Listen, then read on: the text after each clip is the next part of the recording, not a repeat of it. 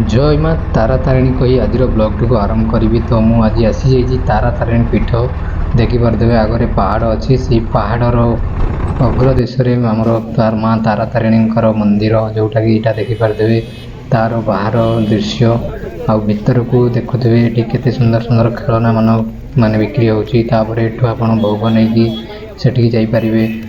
आपन को तीन टाइप रो सेठी जर्नी करने को मिल जोटा कि आप रोप वे रे जापरें।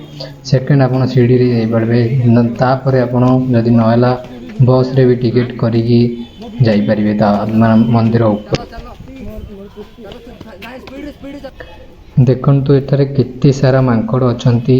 तो आपड़ जदि सीढ़ी रे जाउछंती ताले जिनस पत्र को सावधान रे नहीं कि जातु मांकड़ मान को अवॉइड करी जातु। जदि खाइबा पीवा को भी देवे आपड़ बाहर नहीं कि आसीपारे आपड़ फीड करें। देखो केते सुंदर खाइबा को देले से माने किछि करूना पाख को भी पड़े आछंती।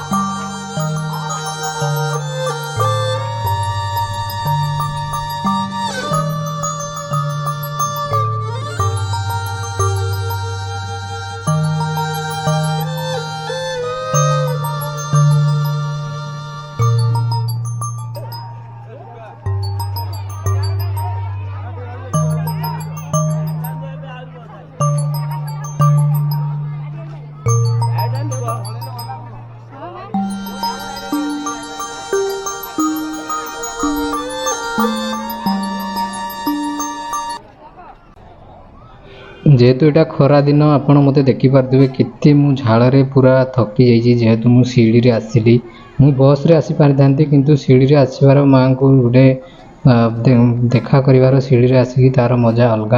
तो मु आपन को सजेस्ट करी खरा दिन रे आपन सकाळ टाइम रे ही आसंतु।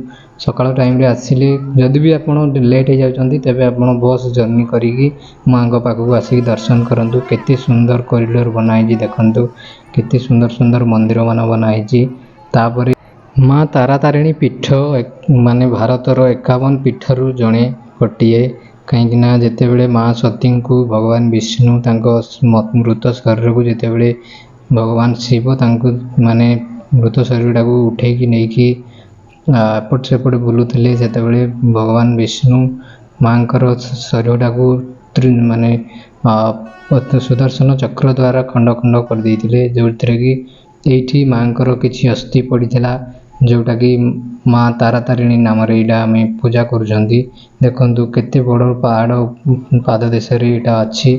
तो केते सुंदर माने बनाई ये आपन को पहाड़ ऊपर भी पानी सुविधा बहुत बड़ सुविधा अच्छी सब जिनस अच्छी देखिपे।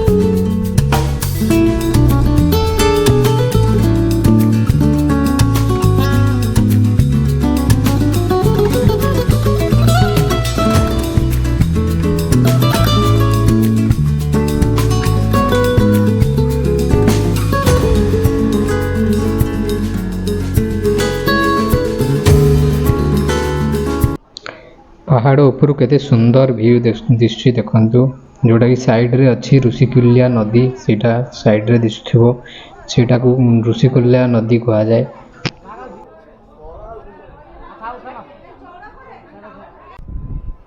ସୁନ୍ଦର ଭାବରେ ମନ୍ଦିରକୁ ପୁରା ବନା ହେଇଛି।